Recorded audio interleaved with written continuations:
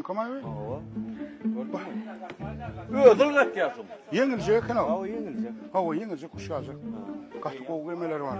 Gelecek o kuş alacak mı? Ha ana. Yine. Öym alacak mı? Ha öyle de adam var. Hakikaten mi? Yürü. 120. Aylan. Kur'an mı zaman?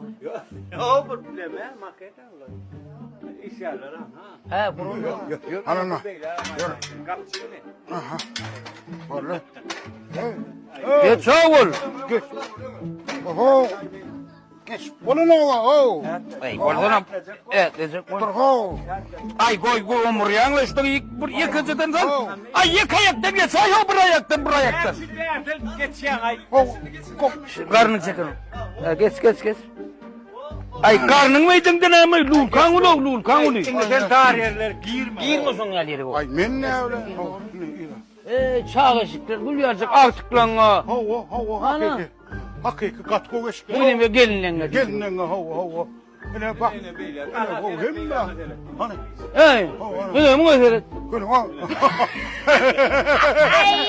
Gel seyret. Ay gol atlar gene gene. Şunu koy gidecek ben. Yok oldu ne? Hakikaten. Hava çağ çıktı. Çağışıklar palık yedi ol çağış. Şurada aktarım var ki. Salam. Tüvölümü. Salam. Salam. Tüvölümü Arman. Bar bolun. Neme tüvölümü. Sigim bir yakalandım nereden? 90 manattan. Tokulmaktan gelişti mi? Yo, bana değil neme. Geleceğiniz yakasarga değil. Oğlum beni yazacak da tüvölümü. Neme? Yaşarga Tovadan. Şeyle mi? Siz ne silver verdi işleyen? 2012 yıldan beri işleyen. 2010 yılında mı? Hava. Tüvölümü. Hatta suratlamam yanımda var götüren. Şeyle mi? Ay tüvölümü. Kıyılar kayarım yanıma gelip gül sörfiyalı. Duruşumdan isteşlemedi var da. Yok anan ya.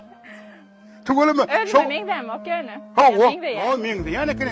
Tüvölümü Ay şova. gidem ne mi? Durdun ay. Dur havu ne? Kim söyledi? Sizin var ya. 10 yılında ver işleyen niye? Ay tügölümü. Ho.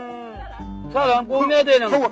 Suuda merkezi 10 zillen ver. Ho. Kovduğunu var yan mı? Ho böyle kıyıda merkezde para yıldan artık işleyen ya ho. Gel, Gör gel. tüvölümü. Gör. Ey var. Katı dövülü vap geyin yani kendiler ha. Şu adam. Şu adam Şu at doğru. geldi yan mı? Ho şu at